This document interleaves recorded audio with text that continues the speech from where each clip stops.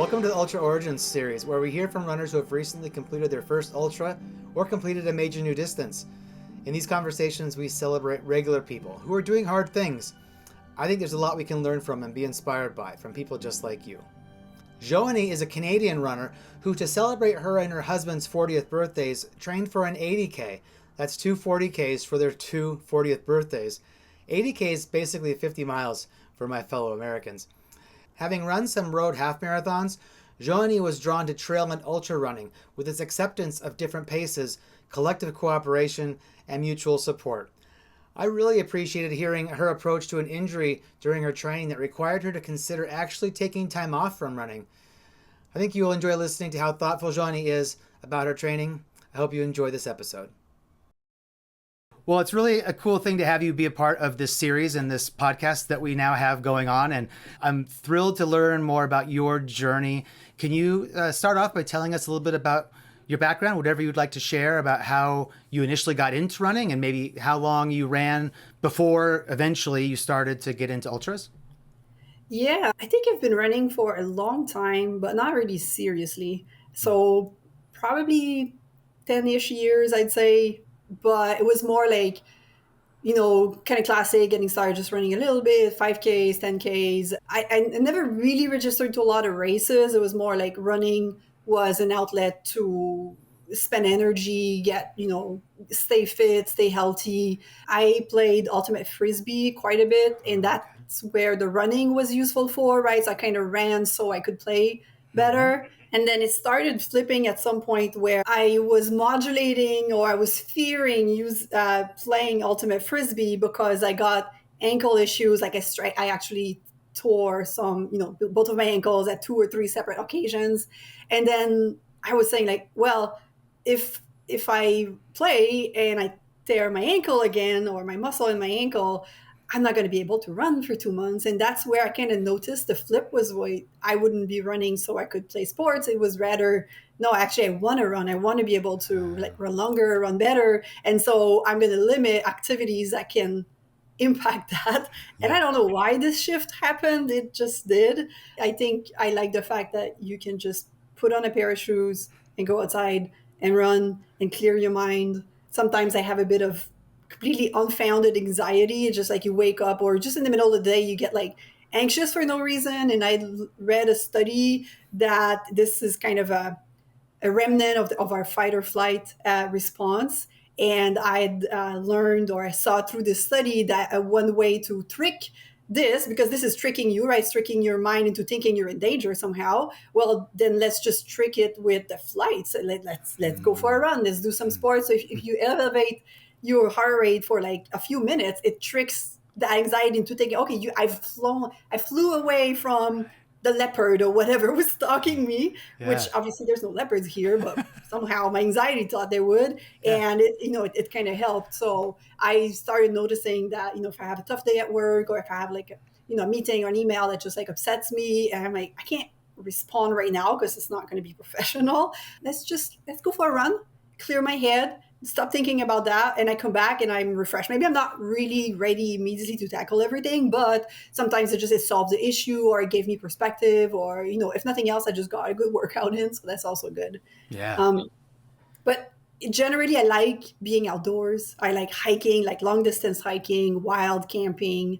I really like a challenge in general, so trying to do something like more longer, always like I'm building on what I've done so far. And I really love learning about anything. So I think at some point it just veered off where I was like, okay, well, let me try that half marathon. And I only really did two fully registered half marathons, like official ones.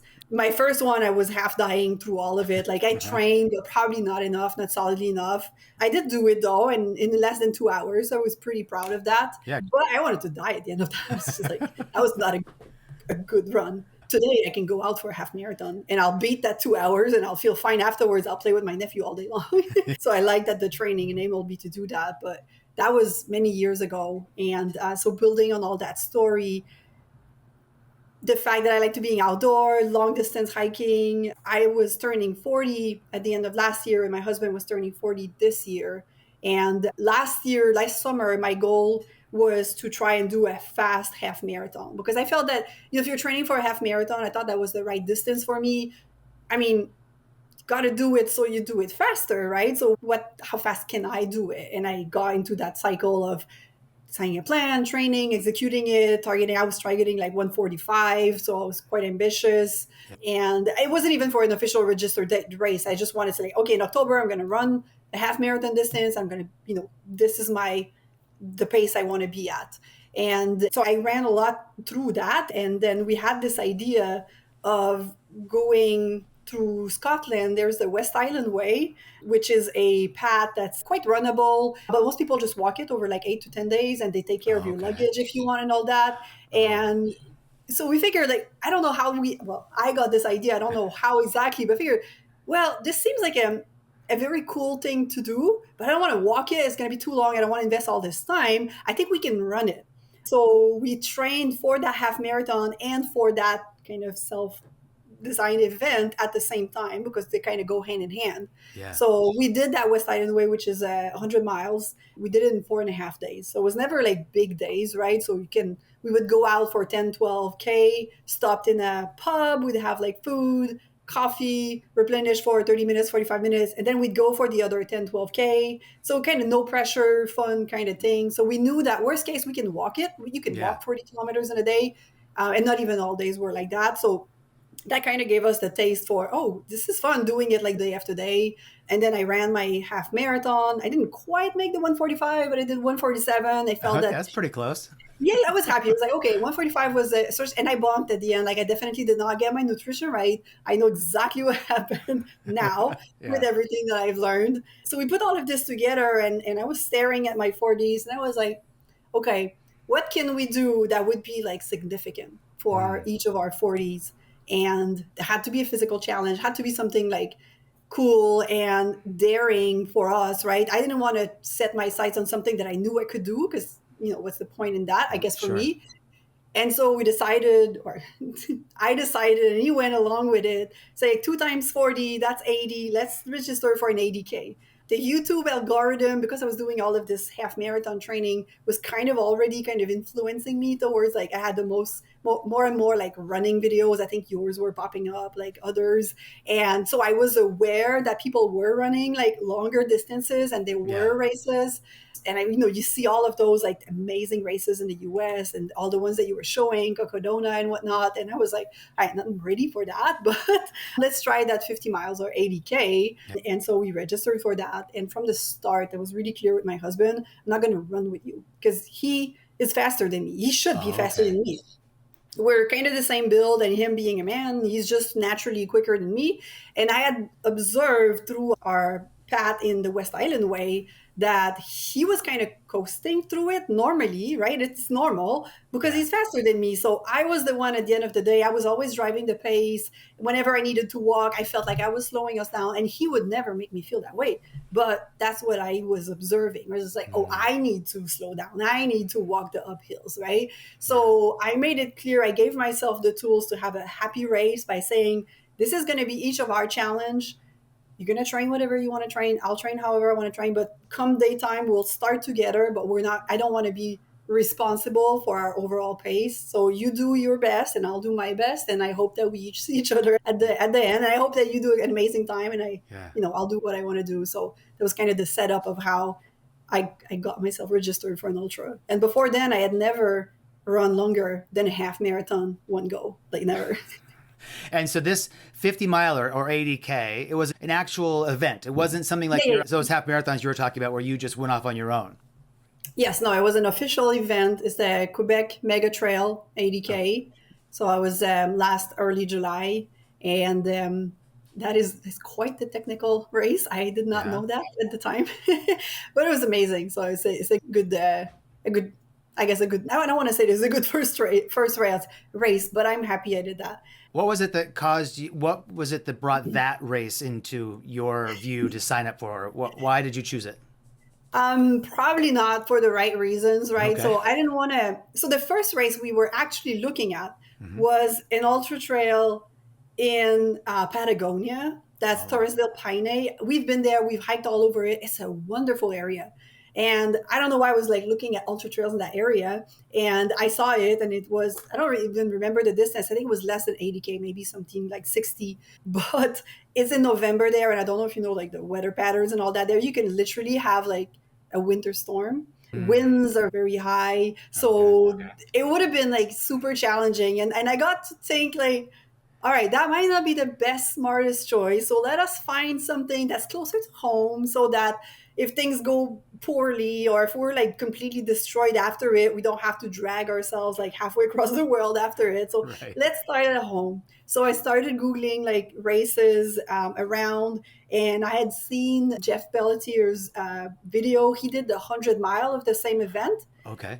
and a majority of the, I mean, obviously half of it is the same path, or basically the same path for the 80K and the 160. So I'd seen the race, and if it was like 3 hours north of where I am now, so felt like close enough. 80K, I looked at the elevation, I was like, all right, I can probably do that. I don't know, it didn't quite fully register. I did not look into it more than that, and I Oh, okay. registered. I was like, okay, what's the price? Okay, yeah, we can do that. Let's go. And the timing. So it was July, and 80K, and that was enough.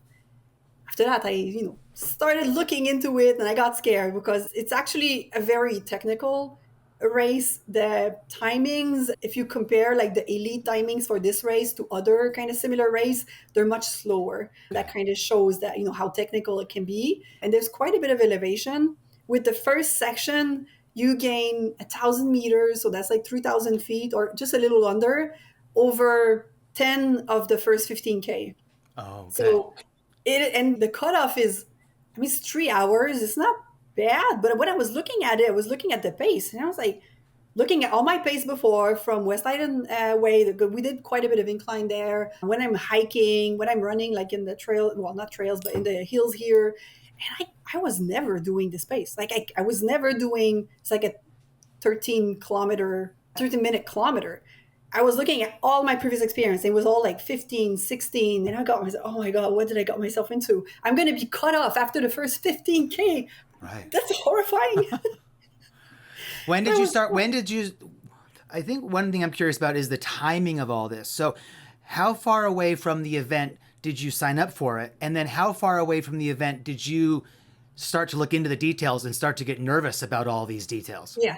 So I registered, I think something like November, last November, and the Okay. event was In early July. July. Yeah. So it was decently ahead of time. Mm-hmm. And then I started kind of slowly putting my plan together. We had a long vacation planned over Christmas where we're going to be hiking in Argentina. So I figured I'm not going to start running before that. And also, I had never run steadily on a treadmill. Like I always would take like an off season over the winter and would do like indoor training, like other types of like bar, Pilates, stuff like that. So I never really stopped, but I never ran in the winter. I would just run outside. Mm-hmm. And I don't run outside when it's below freezing because you can kind of hear I have a little bit of asthma going on. So whenever it gets super cold, I don't like it. Yeah. I get slow, which is normal. You run on snow, you're slower. Yeah. But I was running into all those mental issues as I was training for my half marathon, where I was thinking, okay, if the next step is going to be a marathon or a half marathon, I have to do it quickly. I'm not meeting what I think, what my own expectations are, and I'm being hard on myself. And I know I do a lot of like negative self talk, and I wanted to stop that. So that's another reason that kind of pushed me in the direction of ultra, because I felt that no, actually I can be more graceful with myself with ultra, and I should always be grateful with myself. Like that's not okay, but I knew that if the goal was to go longer, then it was okay not to go fast. So Mm-hmm. I hadn't yet looked completely at the details, but I knew that I needed to be enduring and I needed to be able to climb. So I put my plan together and started executing like at the end of January, starting with like all the treadmill stuff with inclines, like intervals. I figured if I can get my VO2 max up, so being like faster, even if the goal is not to be faster, it'll help me like climb Yeah, quicker. for sure. And that's when I started looking into the race a little bit more. And I was fixating not on the technicality of it. Actually, I really never really looked into that. I was fixating on that first segment of 15K that I had 3 hours to do, and I needed to do like 12-minute kilometers on that incline, and it's quite a hill to climb. And I was like, if I can do that, I can do the rest. Right. So I got into training thinking like I got to get better at climbing, because I knew also I'm not good at climbing. Like that's by far my Achilles heel, like by far. Well, it's climbing isn't something that you had a lot to work with or deal with a lot when you were running all your half marathons, I would assume. No, no, that's true. But I did hike a lot. I did Yeah. do like plenty of like mountains and long distance hiking with full packs and climbing. And I always knew that whenever I'm on a trail and it gets like uphill, struggle bus, I have a pass for it. And I would just like huff and puff along. And, my husband is, obviously struggling as well, but not as much as I feel as I was. I would then fly down the downhill. And that's where, for example, he would be like more struggling because, whatever, how his body's built or how he felt, he would like prefer to be slower on the downhill. And I'm like, no, I'm finally okay. I want to fly downhill. So it was always be like that. And of course, I could only compare myself to him, and I should not. Of course, I know Yeah. that rationally, but it still happened, right? So Was it as part of the challenge for you on the hiking, climbing, the asthma? Would that be a contributing factor to making it difficult? probably, I never really admitted that I Oh, have okay. to myself that I have asthma. Like I got a pulmonary infection virus, like a respiratory virus, 2 or 3 weeks ago, and since my next ultra is in 2 weeks now, I got scared and I was like, all right, I have asthma now. Let me actually, because I have a friend who's a doctor, and she's been telling me for years that you have a little bit of like exercise induced asthma. It's okay. It's not preventing me from doing anything. But if I could manage that, I probably would be a little better. So I don't think I ever really felt it in the inclines. It's more, I guess I never knew the difference. But Right. now that I've actually accepted that I may need some medication sometimes, and I've started taking it, I can see a little bit of a difference. But I don't feel that was what Right. was pushing me like to not be as fast as I thought I could be on the inclines. I think it's just like the way my body's built, the way my Okay. my system is built is just not my strong suit. Sure. Okay. So, all right. So there's going to be this big climb, and so the way that you were training for it was using a lot of incline training on your treadmill. Sounds like you weren't out on the trails doing a lot of vertical training. I, I live in a city. I don't Yeah. have Okay. trails around me. I have it. I mean, it's not too bad. The Montreal, there's like a mountain. There's a hill in the middle of it, so I can get 300-meter over like 12K. Like if I do some loops, like pretty easily. But that's not a lot, and it's not technical. It's in like on pavement. And in the winter, I'm not going to do that. So what I decided to do is use the treadmill with the incline. I was doing interval inclines. So I went straight in, like it was really ambitious plan, I guess, doing like running uphill, so maybe like 5, 7%. And then I would do like some burst at 10, 12% and come back to 5, 7 and kind of do it like that. And it went well for a while, but come February-ish, I started having like glute medius pain out of nowhere, which I immediately went to my PT. Like I knew that I needed to take care of my body if I was gonna have like that much training, right? Yeah. So I went to her and she said, like, okay, well, here's some exercises you can do to strengthen. It seems like you may have like a slight imbalance. Maybe you're like aggressive uphill. So it was a little bit too much too quickly. I was very aware of not like starting with like 70K a week, right? So my plan built the distance pretty slowly. I feel that was okay. But what I didn't account for is that maybe I should have also built the incline in, because I never trained with incline. I just went straight in, right? Yeah. So she felt, knowing all that, she felt that I was probably overtraining. And so we kind of scaled back. I readjusted, like not so much incline and all that. The pain never really went away. It calmed down a bit, but I could run through it. I can compartmentalize pain pretty easily. So I was like, okay, well, I have pain. That's fine. Keep going. And so I kind of just, it'll come back later on. But I ignored that for a while with my PD's blessing, right? So she was like, yeah, you're okay. Let's be mindful if it comes back or if it gets like more, we'll reassess. But meanwhile, and I was very diligent on the exercises and all that. So that's how I started training until I could transition to being outside, like when it was Yeah. above freezing. Right. Right. Okay. So you sounds like the training plan that you were running was something that you created yourself. Is that Yeah. true? Can you tell us about Yeah. how you did that? I got books Oh that I yeah, bought myself, I know and these you books. can see Oh, look I at that! use Look at them. so many post-it notes for your Yes. bookmarks.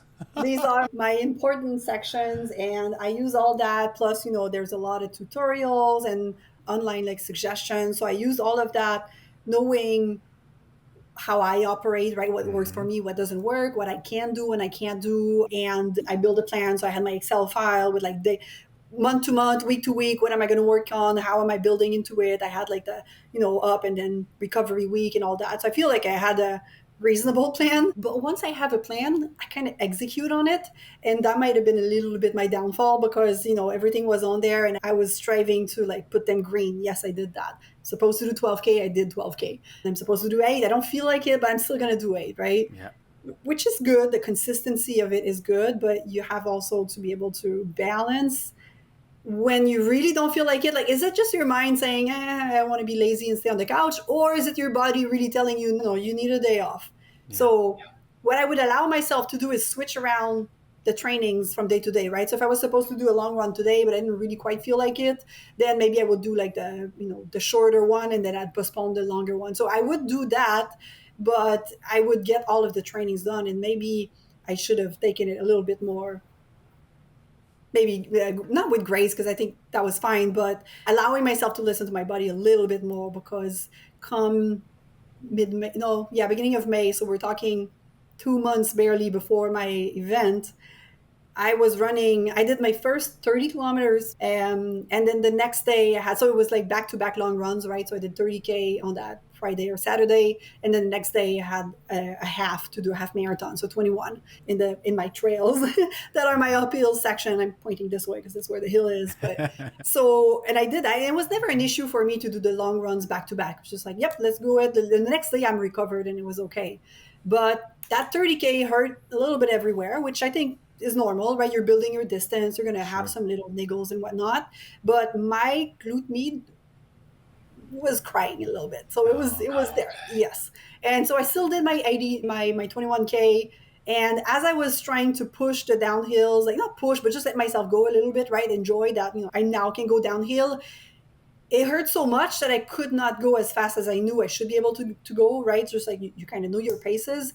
And as when I stopped running, when I got my distance, because again, I was kind of stubborn, I was like, yeah, I'm doing it, I can do it, right? I always kind of have this feeling that if I'm really hurt, my body's going to prevent me from running. Just like if you tear a ligament, you can't do it, right? It's just like, it just won't let you. But this was kind of, I don't know, I could still run, but the pain got so bad when I stopped running. Even walking was painful. Like every single step was like blaring alarm. Wow. And yeah, so, and I was looking at the date and I was like, oh my God, okay, I'm like, I have 6 weeks left of training and then 2 weeks of taper. And I got real scared. So I immediately booked a meeting with my PT. And she was like, well, you have a tough choice to make now. Oh no. Yeah. So she was like, you can keep going because I know you can push through the pain. And then you'll do your race. You may or may not finish it. And then we'll pick up the pieces after that, right? Oh, You may not so be able to run after. this sounds So, dramatic. yes, I think she knew how driven I was, right? Mm-hmm. And she needed to be like real tough with me. So she said, it's that, or you stop now. We try 2 weeks off your feet. You don't do anything.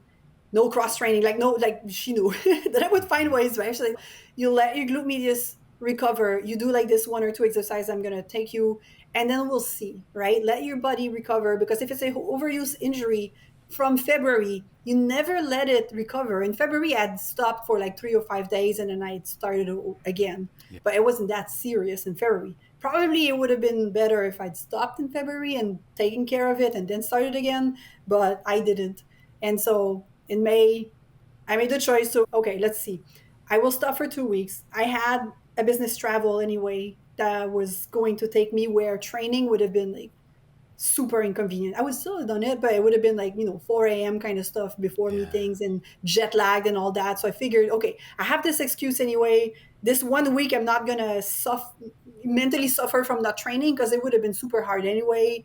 And then the previous week, I'll get antsy. I won't be training. I'll look at my husband going out the door and running. I will want to go, but I can deal with it. I can do it. I can do 2 weeks without running. And then it was like, start again, right? So I did that 2 weeks without running. I knew what I had, right? The glute medius kind of tendinopathy kind of thing. So I also kind of went into a rabbit hole in the web, found exactly everything I could do to help heal from that. I found a cool study that gave like a whole rehabilitation plan. So I did that religiously, and I could see that they were going in the same direction of what my PT was telling me. So Okay. I implemented that. I did that religiously. I was like, I'm not going to do anything that hurts, just reinforcements, a lot of static exercises, right? Like hold to reinforce it, the right muscle, the right way. So I was paying attention to all of that. And then when I started running again, I did like 5 minutes on the treadmill, like 5 times 1 minute on the treadmill one day, interspaced with 1 or 2 minutes of walking. And then that's it, right? 5 times 1 minute. And that didn't hurt. So I was like, okay, tomorrow let me do 5 minutes in a row, and I did that, and it didn't hurt. And I was like, okay, maybe it worked. But Yeah. 5 minutes on a treadmill is not really a test, is it? Right?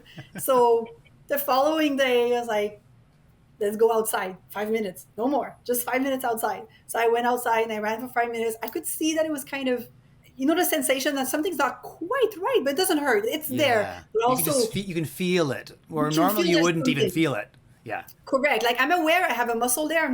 I shouldn't be aware of that. But it wasn't hurting. It wasn't like it didn't hurt afterwards. It was fine. And obviously I was hyper aware, hyper focused on it, right? So I might have imagined it, but that went okay. So I skipped a day and then I figured, okay, let's try like 15 minutes. And I built back into it.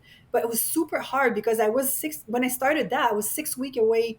I only had 6 weeks left of training, and I knew I wasn't ready. Like I didn't think I was ready. So I skipped 2 weeks, completely no running. The next week, I mean, was I really running? I was just kind of getting into it, right? Maybe I got barely 15K in that week. So I left the time to heal, and then I started again, not where I left off. Obviously, I still like implemented, like it increased. And I also looked at my training plan and I was like, what can I let go of that is probably aggravating this issue? What Okay. do I really need to focus on to get me to the race? Because what I wanted was not to win that race. I was never going to win that race, right? I was never going to be in the top 10 or whatever.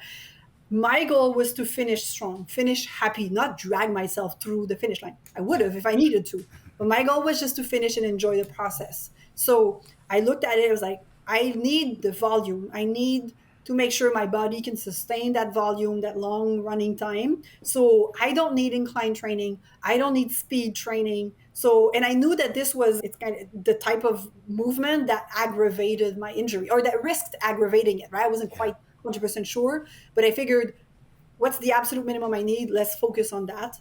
So I was able to do all my volumes and all my weeks, but I also implemented I will not run 2 days in a row because I knew that this was also probably aggravating Okay. through that discussion with the PT. So I was doing like 70 kilometers a week, but only over like 3.5 days, right? So I would run one day. So always longer distances. So there was no more 10, 12Ks. It was always like over 20K, but never 2 days in a row. And that, I don't know if I had not done that, like what would have happened. But let me tell you, I ran my race. I did not feel my glute med 1 minute. No pain That's so whatsoever. that's so cool. Is a miracle. So yeah, taking the time to stop, listen to what you can do, and be like kind of stripping back, right? So I think that was the key. What do we really need to get me there to meet my goal? Which my goal was to be honest with yourself. What's your goal? How can you get there? What is the fluff around that you may not necessarily need? Focus on what you truly need and what will get you there. And I think that helped with that. Well, I was thinking about, well, how do I say this question? Do you feel like taking those 2 weeks off was any kind of detriment to your training at all? Yeah, probably not, right? Because I did finish my race. But as I was going through it, I was kind of ticking off the miles that I'm missing 250 kilometers in my training that I had, that nobody vetted, right? Like nobody told me, like, if you don't do this many kilometers, you're not going to be able to run it. So Yeah. obviously, in the end, it did not interfere because I finished. Would I finish quicker? Maybe. I'll never know, right? Yeah. The important was I met my goal. I wanted to finish, and I wanted to finish it strong, feeling happy and strong in my body, and I did that. So yes, taking that. I mean, it was probably would have been smarter to do that in February, when I first had the injury. Now that I know, I will do it better. But in the end, it was better late than never, right? So I don't think I would have had a good time in my race if I had that pain the whole time. Yeah. And maybe I would have then not be able to run anymore after that, like for 6 months, right? You never know Yeah. what can happen, because I also looked into what can happen after that, and it can tear off the bone. Like your muscle can literally tear off the bone. That kind Jeez. of put the, the fear in me that Yeah. I needed to be reasonable. Well, the reason why I asked is because I was thinking about how terrified a runner might be as you have a whole plan and this idea that you're going to not do it for 2 weeks. I mean, oh my gosh, are you going to lose your fitness? What's going to happen? Mhm. And what I was hoping you were going to say, and I think you kind of indicated that you had you had built a base for so Yeah. long that the 2 weeks off didn't really ruin your chances of finishing the event. And so I feel like there's some hope in that for people that, you know, things are going to happen. Life's going to throw some kind of curveball at you, and you might get injured. And if somebody says, hey, you're going to have to take a break for a while, that's not the end of the world. And, you know, as long as you do the smart things like you did, take care of the body during that time off, maybe do Yeah. extra things for the healing. When you get back into it, it may not feel that first day back after 2 weeks may not feel like the day you stopped 2 weeks previous, but it won't take very long before you feel comfortable again, and you won't. It wasn't like you're going to go back to zero and have to start all over from the beginning again. No, I mean, a taper is like close to 2 weeks anyway, right? Yep. Right. So I wasn't worried as much about like my overall fitness. I was really worried about the volume of it. Like, am I going to be missing those Mm-hmm. kilometers? But what you're saying is also very right, that I didn't lose fitness, or even if I did, I'm going to lose what, 3%, 2%. Again, I'm not fighting for seconds here, right? I was not fighting for the podium. Yeah, that's right. So yeah, again, being rational. What would you tell somebody else, right? If you're looking at them, like what was my PT telling me? Because when you're in it, when yourself, you're not being rational, you're scared, or you're like, I don't want to be the one who doesn't execute their plan, or I don't want this to cost me my objective, right? But if you were looking at somebody else, your sibling, your child, your friend, right? Would you be telling them that? No, you'd be telling them, look, you built all of this. You started training so many months ago. You did already all of that. It's going to be fine. Would you rather give yourself that chance, like to be pain free, or just push through and maybe not even finish on that end? Because maybe I would have not even, sometimes you push through it and you can't even start. Yeah. And that would have been worse, a DNS instead of a DNF. Like, I'll take the DNF if I need to. I Right. ran a That's right. lot, but Well, so so you had the injury, you're getting ready. Obviously, we know you finished the thing, but can you talk about the actual event now? And I'm really curious to know how that first 12K went, since you had, or 15, the first 15K. Tell us about your first ultra marathon running 80 kilometers or 50 miles. I'm excited to hear about your journey. yeah. So the first bit, I was, as I said, I was like hyper focused on it. If I do that, the rest is just, I'm going to figure it out. Mm-hmm. And I was kind of frustrated that they had this cutoff at that point, because I would have felt insulted, right? You're registering for 80K and you get caught at 15. And I was mad at the race organizer. Like, why would you do that? Just cut me after 50 or something. There must have been a reason. That's fine. But in the end, I ran the first 2 kilometers with my husband and a friend. And that's after that, it's kind of on the road, and then it veers off on the path, on the actual trail, and then it starts climbing immediately. And I had set a goal in my mind, like, don't go all out, right? You can't be too fast at the beginning, because I knew that, you need to keep your energy for the whole thing, right? It's not a sprint. So I was watching my watch, and I was like, I can't go past a certain pace. And I was following them. I told them, like, I would like to get those 2K with them at first, but I'm not going to run faster than X. And they were kind of, toying with that. But we were a little bit in the front of the pack, not with the elites, but not towards the back. And I'm glad that I did that, because in the end, when we were in that incline, because it's all immediately after 2K, you don't have space. So I was in a train of people. So in the end, it was not as scary as I thought it was. I had an hour to, like, loose, right? I have buffer time plenty. When I got to the aid station, I actually beat my best hope of Oh, what I wow. thought I could do. So yeah, basically you have more in you than you think you do. And my hope was based on all my previous performances, right? I did some trial runs, right? I did like 700-meter climb. I was kind of teetering on the verge of that cutoff. But come the day of, it was just like, okay, it's go time, let's go. Do you And it think the wasn't a fact that you were scam. in that group, that you had all the, like the race energy, do you think that helped propel you a little bit faster than you had thought you Yeah, might do? yeah, it helped. And then my game plan was like, okay, I have a buffer in the first 2K because, obviously I'm going to bank sometimes there. And then in the middle, there's a little bit of a downhill, not so much, but I didn't know how technical it would be. So, you can't really always count on gaining time on downhill. Sometimes Gotcha. yes, but sometimes not really. Yeah, So sure. I didn't want to bank on that. And I knew there was a little bit of a flat, like 3K at the end. So it's like, okay, I have 5K to bank sometimes. So when I was starting, I was relatively confident that I could do it, like more confident certainly than when I registered or when I discovered that climb. But I was still like not completely sure. But being with all these people, I was looking around, I was like, there's no way they're going to cut all these people. I know there's hundreds of people behind me. So as long as I keep like with the person in front of me, or like there's not like 100 people overtaking me, it should be okay.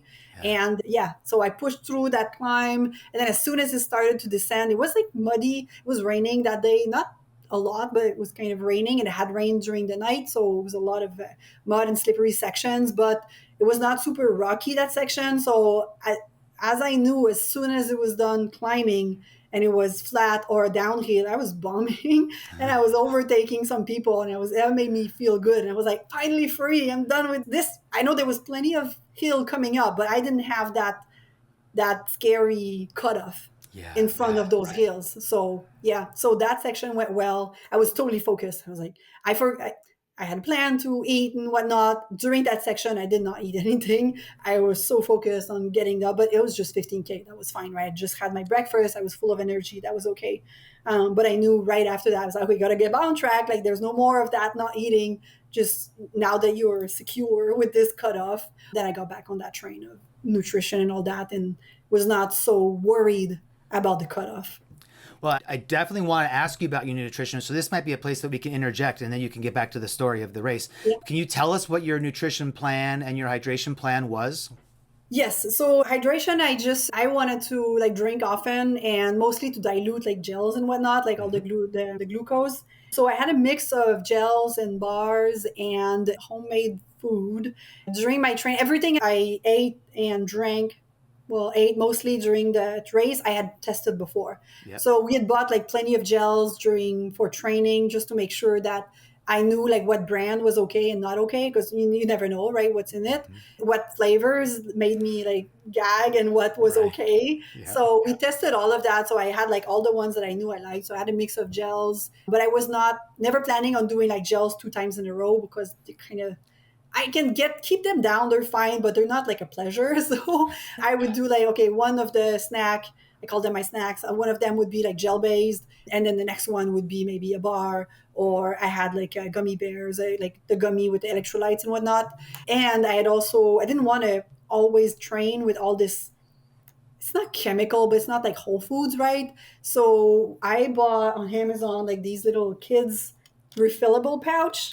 Oh, look at that. They're like gel pouch, but they're kind of big. But so Yeah. I would experiment at home with doing like my own energy, pouches. So it's like smoothies, right? So banana based, chocolate based, tofu, yogurt, like whatever. I tried many things. So I had a bunch of those, and I had planned two specific ones for this race because I figured I'm going to want to have lunch, like a proper, like not sweet thing. So I had mashed potatoes that I cooked in the oven so that they would be dry, Uh-huh. and I kind of mashed them with chicken broth for electrolytes.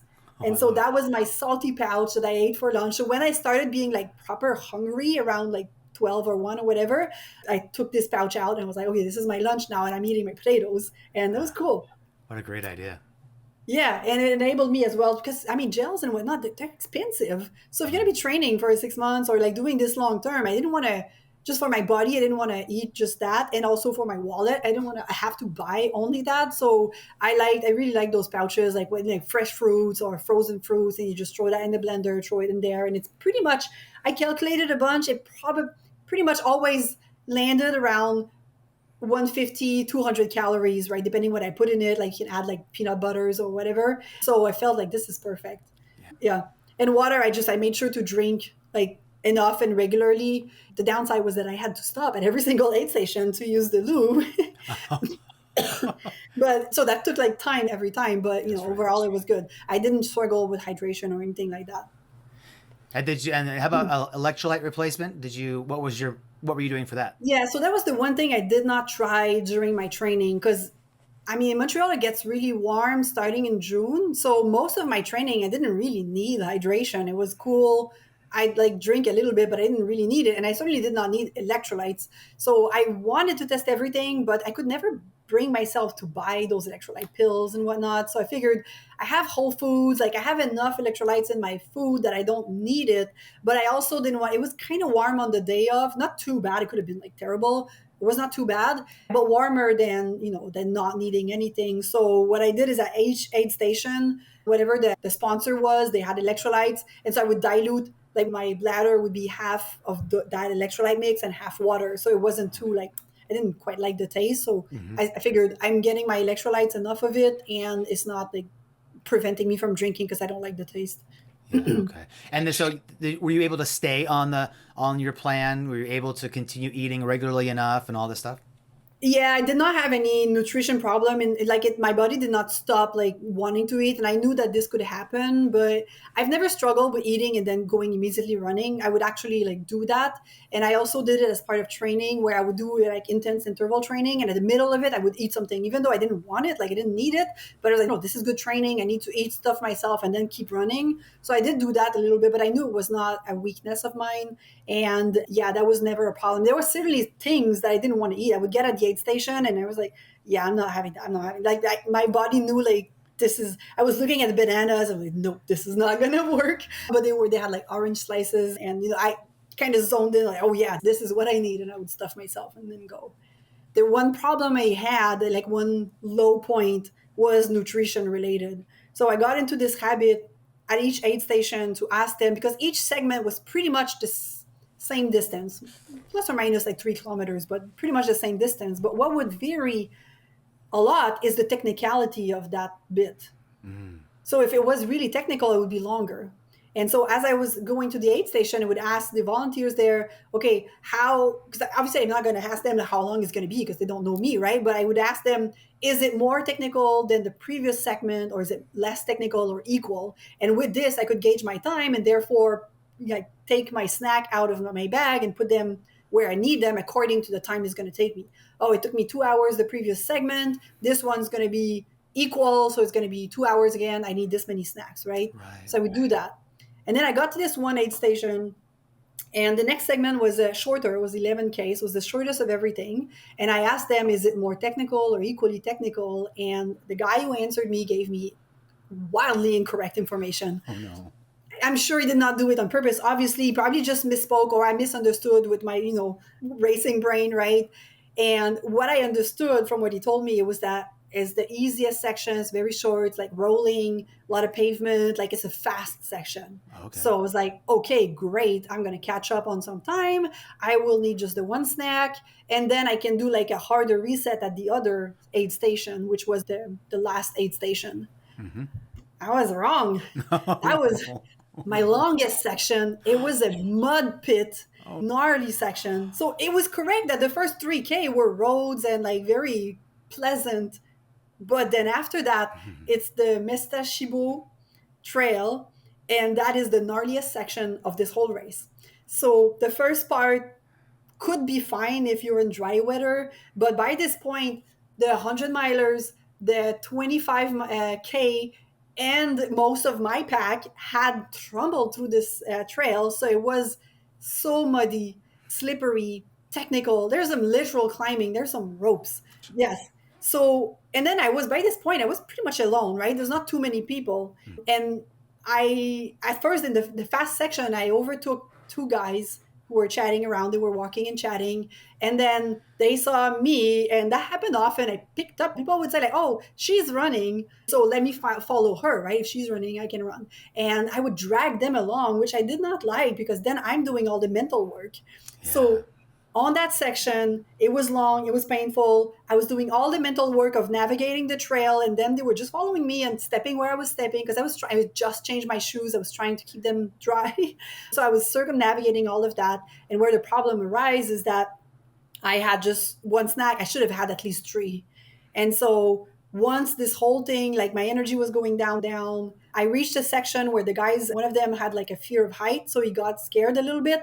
And that was my chance to kind of let them behind me. I was tired of dragging them. They were fun conversation wise, but like all the mental work, I tried to have them pass. Like, okay, I'm going to take a bit of a break. Oh, no, you're fine. Keep going. And so they would not get the hint.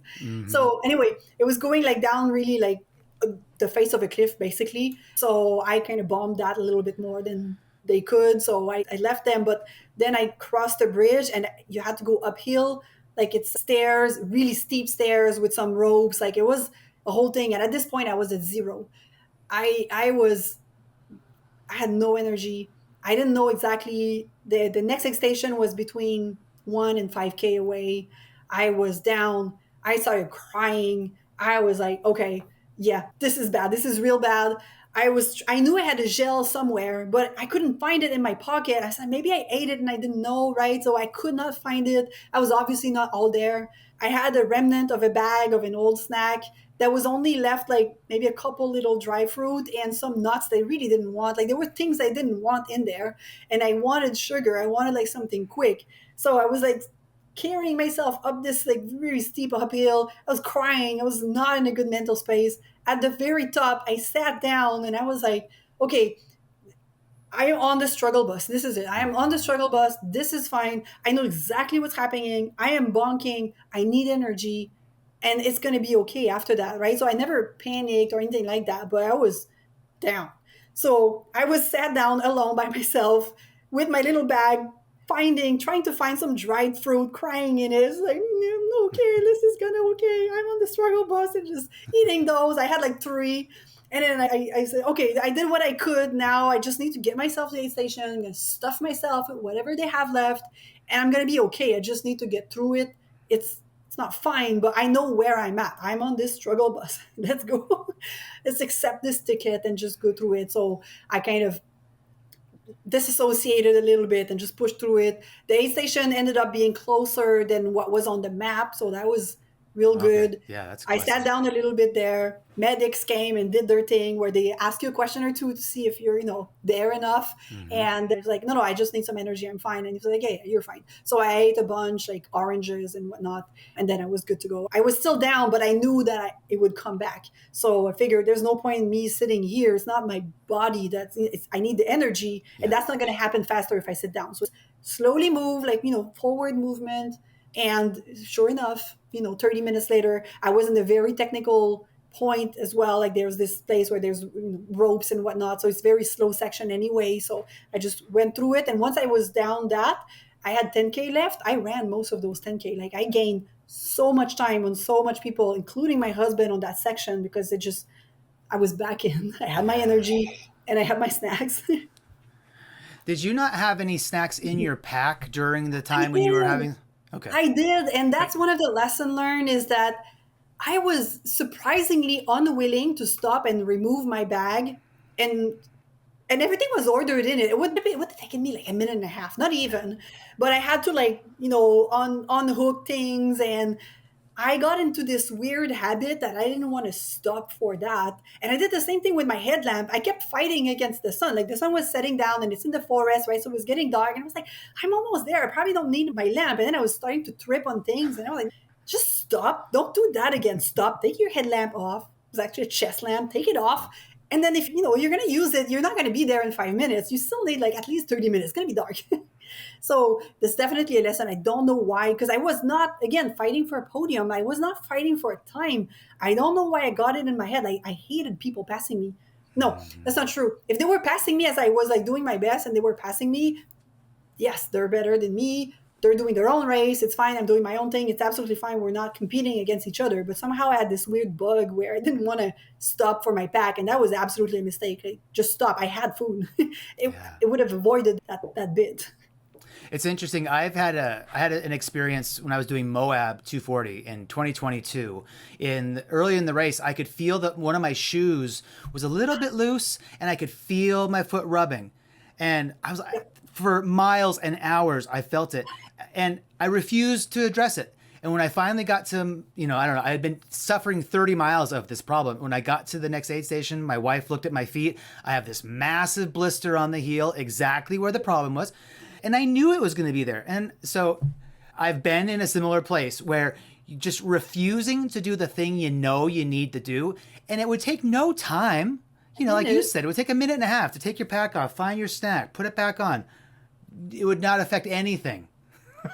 I don't know why we do these things, but yeah. Yeah. But you had to learn it somehow, maybe. And so maybe the way that you learned was by, going through this experience. I don't know. Maybe next time you'll do it. You still do it, so maybe I still do that. Maybe you still will too. I don't know. Maybe I wanted to commiserate with you and say you're not alone. Yeah, that makes me feel better. I don't know, some weird like stubbornness there that was completely misplaced. But yeah. So then you finished. Where you tell us about the last 10K, or finishing up that last 10K and the finish line and how that went. Yeah, I mean everything hurt. Not everything, but I was getting sore muscle by this point, right? Because I had been running. It took me 16 hours and 42 minutes to do these 80K, and I actually finished like in the 36th percentile, all genders together. Yeah. So it's actually not bad. I felt quite proud of that. And that last 10K, I was running. I had sore muscles, but I was just like, yes, I feel good. I have my energy back, right? Yeah. Back up on the good flow. And the trail was not technical, right? So it was like really good. And getting dark. I never run in the dark. So I got my chest lamp. And then at first I was scared because I guess the first time you run, you in the dark, you realize all the shadows come at you because you're going forward, and therefore the shadows come at you quite fast. And so I kept like, oh my god, there's something. Oh my god, there's something. So it was kind of funny to me because I knew there was nothing, but yeah, I was just like happy. I knew I was finishing. It was the last stretch. It was good. I kept overtaking people, so that made me feel good as well. And I fell and I completely wiped out in the mud. So I was wet, and it's still like I laughed. I was like, oh my God, let me get up. And it was hard getting up, but nothing would keep me down. I was like, yay. And then you get to the end there, and in the last 2K, there's a literal wall. I was not aware of that. And it was not on the little kind of outline of the map they give you. There is a huge, beautiful waterfall, but there's like 350 stairs or something like that, right? Steps that you have to climb over to get over that waterfall. Oh, wow. I did not know this was coming, which is good because I don't know how I would have felt. But I saw that and I was like, well, I guess I'm climbing those. And I just climbed those. And normally I would have hated that, but I was just like, I'm so close now. So I was happy. I was just like, yay. And it was really funny because anytime I would overtake mostly guys, right? Because it was a very heavily male event. They would then start running a little bit. And then I could hear them like following me for 50 meters and then just like stopping. They couldn't keep up. Yes, but I would keep going. And then my fastest kilometers were that beginning and that end there. I was just like, I finished strong like I wanted. And that was a cool feeling. So I was real happy. Oh. So congratulations on finishing such a tough race too with a good time. 50 miles is no joke, that's for sure. Yeah, no, I feel very proud. And it's funny because one thing I kept telling myself, especially at the beginning, was, if you tell somebody like, oh, I ran 80K, they're going like, wow, you ran that far. I could never do that. It's so hard. Wow, I'm so proud of you. But what I was telling myself as I was doing that, I said, today is not it, right? Today is not tough. I mean, obviously it is. But what was real tough was getting there, was executing that training plan. I already did all the hard work, right? So today is my treat. I get to run my race. I done all the hard work already, so I can just enjoy, sit back and let my body do its thing today. And I think that was a mindset that was really useful because it didn't feel daunting. Like I have no clue what I thought about for 16 hours and 42 minutes, right? I know there was some technical self-talk, right? And navigate this and that, but most of the time I was just enjoying it. And I remember that the one thing I remember thinking, and I remember vividly, and I hope I keep this feeling for a long time, is I was in a section where there wasn't too many people around, right? People had started to kind of take their space. And it was slightly raining, and I was in the boreal forest, and the forest was really dense and green. And there was lots of birds singing, and you can hear them calling each other.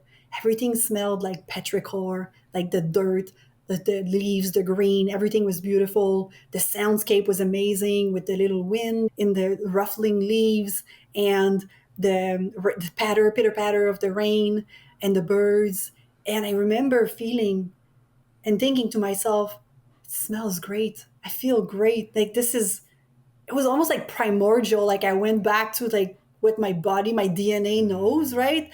And I did not expect that. I expected to be struggling the whole time and just kind of, pushing through. But obviously it was not like that all the time. But I had this like freeing feeling of just like, wow, yeah, I get to do this, right? I trained for that. I did all the hard part. And now I'm in this beautiful forest. It smells amazing. The sound's amazing. And I'm doing it. And I felt What really good and proud. it's quite a reward that you received. It's quite a gift that nature gave you. Yeah, absolutely. And it could have been the opposite, right? It's raining, everything's wet, it's miserable, like, but no, it was just like, obviously the rain was not ideal, but it contributed to that, I don't know, feeling of cocoon, weirdly, because the sound was just like everything around and everything was calm and the birds and all that. It's just, yeah, I think it kind of spoke to my DNA somehow. So that was great. It's like a really cool gift that you were given. I love that. I'm just curious to know if you have what you might have learned from this experience that you could do, what you might have done differently, especially if you could go back and give yourself some advice while you were training. I mean, I would definitely take care of that glute med earlier to avoid like all that anxiety. But in the end, I think the most important was that I identified my goal and I set my sight on something that felt difficult, right? Not impossible, but I wasn't sure I could do it. Like, I wasn't sure. But I knew that I could certainly try. And so I'm happy I did that. And circling back and looking at everything, yeah, there's some things here and there, right? But I think I did most of the things right. I looked at what I needed to do, what I wanted to do, what was essential. I tried out all of my gear, my food. I knew what would be my weaknesses and what to pay attention to, really, but also physically, right? Both. And I took care of the mental part. I knew I did not want to get into that negative self talk that I know I was doing a lot of as I'm training and trying to be fast and feeling I'm not fast enough, or and whoever said I'm not fast enough against what, right? So it was all mental. But I wrote on my hand on the morning my mantra for the day. I wanted to be positive and I wanted to be calm because I knew that if I don't panic, I know I ran through scenarios. Right? I know the things that can go wrong, like the blisters. What do? I will do that. The bonking, I will eat, right? So you can kind of know what can go wrong and practice that. And then it was okay. And I wanted to be positive. I did not want to get into that self-talk of like being negative about my performance or anything like that. It's like, no, whatever happened, I actually already did the hard part, which was the training. So today I may or may not finish, but I will enjoy the whole whatever it is that I'm given that I can do. And if I don't finish, because I got a mini panic, not panic, but I was looking, I'm putting in all of this hard work for so many months, and I have one day, one race. And I got to thinking, I mean, you can be sick for one day, right? It has nothing to do with your training or capabilities. You can roll your ankle playing in a, with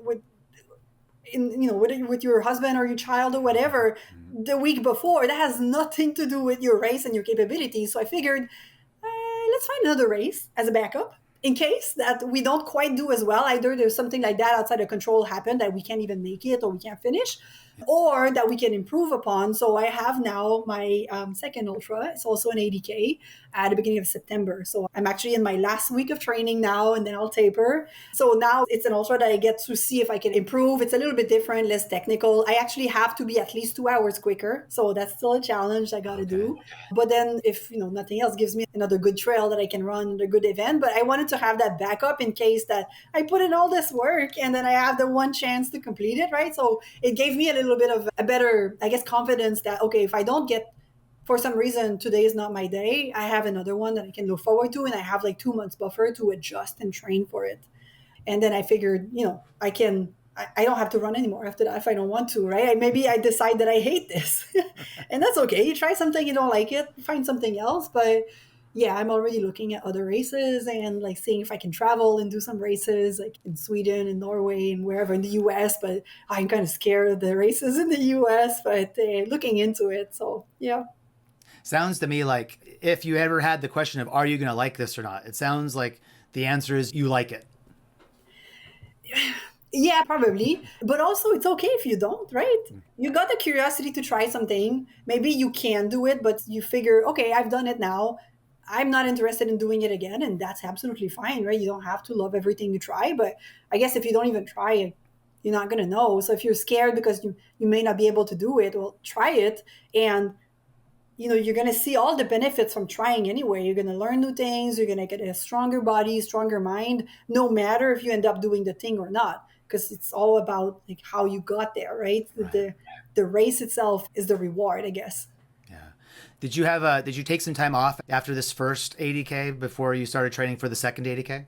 So in my plan, I had 2 blank weeks after because I was convinced that I wouldn't want to run at all after that. I would be fed up with running, right? And then once, like after 2 or 3 days, when the muscle soreness went away, I was like, all right, I'm itching for running. I want to run again. I forced myself not to so that my body could recover. We went for walks. And then, that following weekend, I did like the 5 or 6K, right? A short run, but I felt okay. I wanted to run. So the next week was supposed to be blank and nothing. And I basically ran almost like normal training week. So I was a little bit ahead of my next training block because I just listened to my body, right? My body felt good. I wanted to run. I was happy running. And so I did. So So yeah, one very week short off, recovery. 1 week off, but Yeah. it wasn't because you were like so sore. It was mostly you forced yourself just to take that break. I mean, I'm not gonna lie. The first 3 or 4 days, I did not want to run. Like Yeah. walking upstairs. Like, but my muscles were sore. But I had no blisters. I was fully prepared. You should have seen the little baggie of goodies I had to take care of blisters because hiking, I've had a lot of blisters. I've had a lot of problem finding the right shoe combination with toe sock combination from just like even just my training with half marathons. I guess my feet changed and whatnot. So what worked last year for my whole West Island way, I was sure that was my combo, right? I ran 100 mile in it over 4.5 days. That should be golden. Nope. First run I did with this combo was a completely no, immediately no. So I had to change shoes, find some new stuff. But I was fully prepared to have like plenty of blisters. Nothing. It was great. I just had the muscle soreness. So once that went away, I felt like, okay, well, let's run. Yeah. Oh, what a fun story. A lot of people run half marathons. I mean, it's a pretty typical and pretty common thing. Yeah. And it's not to say that it's not an achievement because it's quite a strong thing to go Of course. after. But there's not so many people who get into ultra marathons. So do you have something that would you want to encourage people who are used to halves or who are doing halves to look to this bigger distance? Is there something you can share that people should or shouldn't do it? What would you say to those Yeah. folks? The mindset for me, I guess what put me on that track was really the fact that I was kind of looking, okay, what's next? If I want to do something else and half marathons, the next thing is marathon, right? And I was looking at the training for marathon, knowing what I went through with the half marathon and how my mental space was, and I figured I'm not going to enjoy that. I'm not going to enjoy like trying for a pace, being disappointed because you can mess up your pace so like a few seconds and you're off and you don't have your goal and you're so disappointed. And so I figured I don't want to be in that space. That's not what I want to do. I don't want it's not the distance, it was like the whole pace orientation. So if you're someone who can run this and just enjoy it and not be so stuck up with the pace like I was, then yeah, that's great. But for me, it felt like I think I can be happier with ultras because it's still a challenge, but it's not for me because I know I'm never going to be elite at that, right? So it's not a pace challenge, it's more of a mental challenge. And it gets me to see like all these beautiful trails, like the community. Like it's not as like, you're overtaking someone on the pathway, right, on the track or whatever. Like it's more competitive, even if it shouldn't, but like you can't help but compare yourself. Yeah. But I feel that with the ultra community is more around like, hey, we're all doing this, right? It's all each of our individual race and we're all in it together and you're doing great and I'm doing great. And I think I like that better. So yeah, that's what gave me kind of that switch. And I don't think I would ever go back to a half or a full like pace. And I probably have the base now for a faster half marathon, but I don't know that I want to go back there. I think I'm happier with the longer distances. There's such a beautiful sense of community, as you just talked about, with ultras. Everyone just doing the thing, supporting each other, running a pace that feels good, being generous with yourself, and you Yeah. walk if you want. I mean, I love that about this sport. There's so much positivity and just common support and common good. I'm glad that you found that. It's something that I'm a big fan of in this sport. And so when I hear you talking about it, I'm like, oh, good. You understand. You got it. Yeah, I one thing I really appreciated in your videos when you're doing the race stuff is how you take the time to thank all of the volunteers and like very loudly and systematically. And I think that taught me like that community thing. Like obviously I thank people when they do things for me, but I think just having it like so prominently featured while still being casual, right? It's not like you're filming yourself being grateful, right? But I think it kind of embodied all of that, and it wasn't teasing. It was because you don't really see that in, you look at the marathon, they're just like basically ripping water out of volunteers' hand, and it's not out of unkindness. Obviously, they're trying to be super fast. That's how it's gonna be. But is it what you want to do, right? Is it what brings you joy? Maybe it is, and that's fine. All the best to you. Yeah, but I think I prefer like the slower, but more rewarding. Not necessarily more rewarding, but kinder community based running and discovering and sharing all your favorite trails and all that. So yeah, I like that. Well, it's been really fun talking with you about your journey. Before we say goodbye, do you have anything that we haven't talked about that you'd like to you'd like to share or go over? No, I think the one thing I really wanted to share was that memory around the forest and being in there and doing it Yeah. and the fact that the training was the hard piece, and on race day just relax and do your thing, right? You did all the hard work already. So it's not to say it's not going to be a hard day, but you're ready. Like there's nothing more you can do. Just enjoy That's it right. and do it. That's right. Yeah. Well, congratulations on doing it. Sounds like you had a great time. Thanks for coming on and spending time with us. And it was really great to hear your story here on Ultra Origins. And hopefully, if you ever do come to the US or if I make it up to Canada, maybe I'll see you on the trail. Absolutely. That would be lovely. All right. Thank you. Bye. Thank you so much for coming on to share your story, Joanny. It was really great to meet you. By the way, everybody, Joanny wrote me an email with an update on that second 80K she was talking about. That was a couple weeks after we recorded this conversation. She pushed harder in this one and finished with her most optimistic time goal, and she also beat her husband by 25 minutes. Nice work, Joanny. It was really great to meet you, and I look forward to seeing what you do next. If you have recently finished your first ultra, or if you've recently completed a major new distance and would like to share your story here on this series, go to onwardendurance.com and click on Ultra Origins at the top of the page. Thanks a lot for watching. I look forward to sharing more Ultra Origins stories with you.